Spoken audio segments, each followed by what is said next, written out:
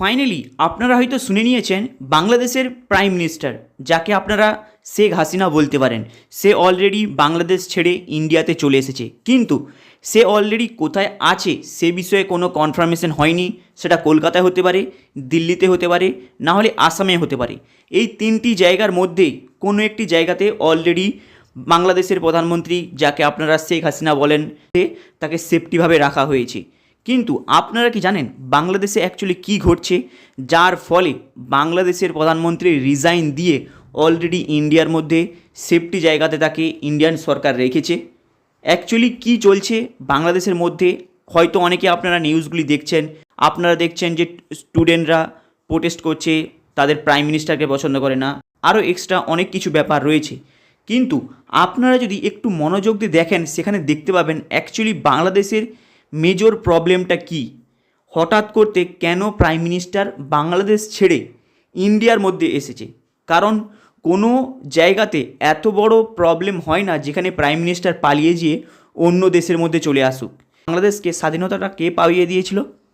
আপনাদের India government এবং Indian সরকার বাংলাদেশকে স্বাধীন পাইয়ে দিয়েছিল। কিন্তু আপনারা কি জানেন সেই স্বাধীনটা কাদের কাছ থেকে পাইয়ে দিয়েছিল? ইংরেজদের কাছ থেকে নয়, সেই স্বাধীনটা পাইয়ে দিয়েছিল পাকিস্তানের কাছ থেকে। পাকিস্তানের অনেক অত্যাচারের হাত থেকে রক্ষা পাওয়ার জন্যই এই বাংলাদেশকে অ্যাকচুয়ালি স্বাধীনতা পাইয়ে দিয়েছিল ইন্ডিয়ান সরকার।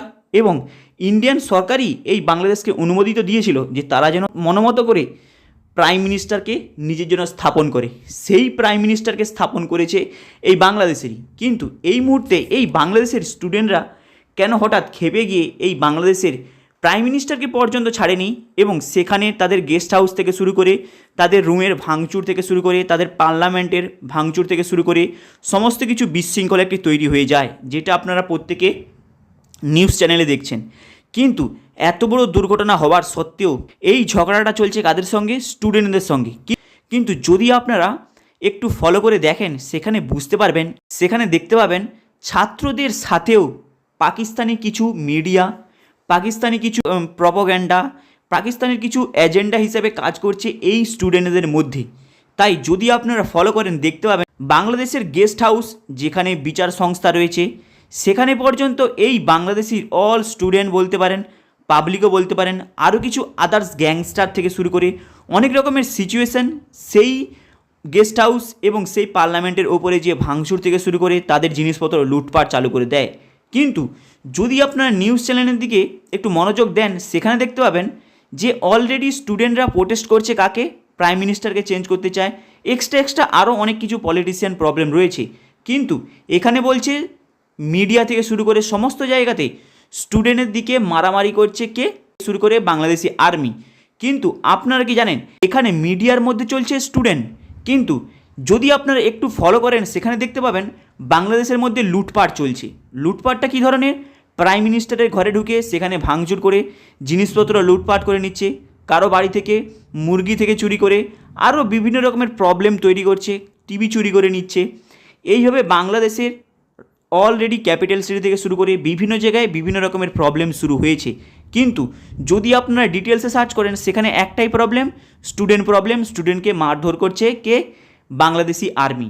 অ্যাকচুয়ালি আরেকটু যদি ডিপলি ফলো করেন, যদি এখানে স্টুডেন্টরা যদি বাংলাদেশি গভর্নমেন্টকে চেঞ্জ করতে চায় তাদের প্রোটেস্টের মাধ্যমে, তাদের মনোভাবের মতো যদি কিছু পরিবর্তন করতে চায়, তাহলে কি এই বাংলাদেশি স্টুডেন্টের জন্য তাদের পূর্বকালের যারা স্বাধীনতা আন্দোলন থেকে শুরু করে যে স্বাধীনতা যে পেয়েছে, কীভাবে দেশটাকে পরিচালনা করেছে, তাদের কি মূর্তি ভাঙা কি উচিত? এই জিনিসটা ভাবুন। কারণ সে যদি স্টুডেন্ট যদি হয়ে থাকে তাহলে কিন্তু এই কাজটা করা স্টুডেন্টের পক্ষে শোভা পায় না। চলুন সে বিষয় তো আসছি না, সেটা হচ্ছে পুরোপুরি পলিটিশিয়ান থেকে শুরু করে এদের বাংলাদেশের কিছু রাজনেতা থেকে শুরু করে অনেক কিছু এর মধ্যে জড়িয়ে রয়েছে। কিন্তু এখানে একটি জিনিস ভাবুন, কোনো দেশ থেকে যদি প্রাইম মিনিস্টার অন্য দেশে যদি চলে আসে, তার মানে ভেবে নেবেন সেই দেশের অবস্থা কিন্তু পাবলিক হাতে নিতে চায়। তাই এইভাবে প্রোটেস্ট আপনারা হয়তো অনেকে দেখছেন। প্রকৃতপক্ষে বলতে গেলে এই রকম যদি পরিস্থিতি জনসাধারণ যদি নিজের হাতে নিয়ে নেয়, একটা জিনিস মাথায় রাখবেন, কোনো দেশ তাকে মেনে নেবে না। কিন্তু এখানে আরেকটা ইন্টারেস্টিং জিনিস কি জানেন?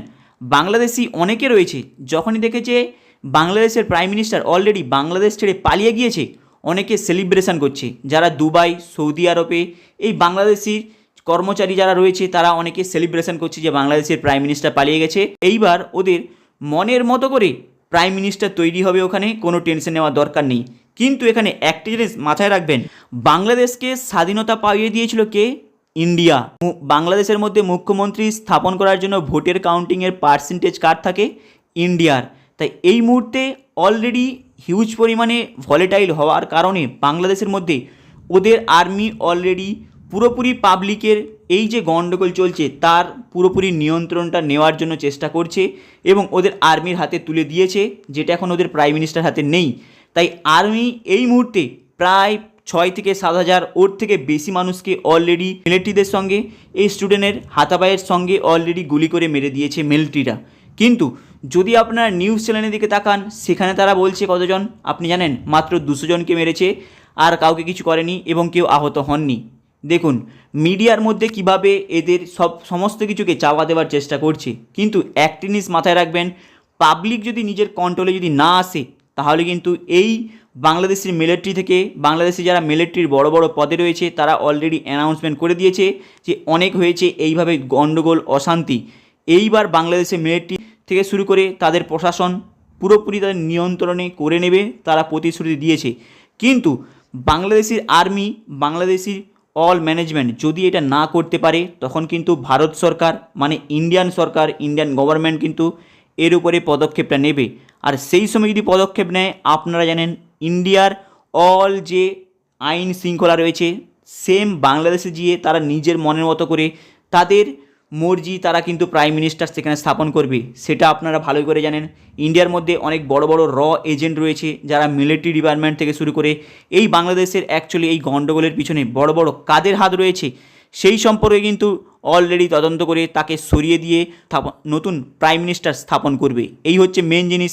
তাই হয়তো আপনারা অনেক দিন আগে দেখেছিলেন অনেক ইউটিউব চ্যানেলের মধ্যে যে বয়কট ইন্ডিয়া, ইন্ডিয়ার জিনিসপত্র বাংলাদেশ ব্যবহার করবে না, এক্সট্রা আপনারা হয়তো শুনেছেন এবং অনেক ইউটিউবেতে বলতে শুনেছেন বাংলাদেশি ছেলের দিকে এবং অনেকে কমেন্ট করে বলেছে, হয়তো আপনারা দেখছেন। কিন্তু প্রকৃতপক্ষে বাংলাদেশের যে এই হাল অলরেডি এই বাংলাদেশের কিছু পাবলিকের জন্যে হয়েছে, যারা কিছু পাকিস্তানকে সাপোর্ট করে, তারা কিছু উস্কানি করেছে এর মধ্যে, তার ফলে এত বড় গণ্ডগোল তৈরি হয়েছে বাংলার মধ্যে। আশা করি সমস্ত কিছু কন্ট্রোল ইন্ডিয়ান গভর্নমেন্ট থেকে শুরু করে এবার ইন্ডিয়ার যে অলরেডি মিলিটারি ডিপার্টমেন্ট রয়েছে তারা অলরেডি নিয়ে এটাকে ঠিক করেই ফেলবে খুবই শীঘ্রই, যেটা আপনারা খুব তাড়াতাড়ি দেখতে পাবেন। প্রায় অনেকগুলি নিউজ চ্যানেল থেকে শুরু করে, ইন্ডিয়ান মিডিয়া থেকে শুরু করে, ইন্ডিয়ান আর্মি থেকে শুরু করে সমস্ত কিছু দেখার পরেই এই সিদ্ধান্তটা আপনাদেরকে বলতে পারলাম। এর ফলে আপনারা খুব সহজে এবং ইজিতে বুঝতে পারবেন অ্যাকচুয়ালি এই বাংলাদেশের মধ্যে কী চলছে। হাই গাইস, চলুন দেখা হবে আবার নেক্সট ভিডিওতে। চ্যানেলটাকে আপনারা সাবস্ক্রাইব করে দেবেন।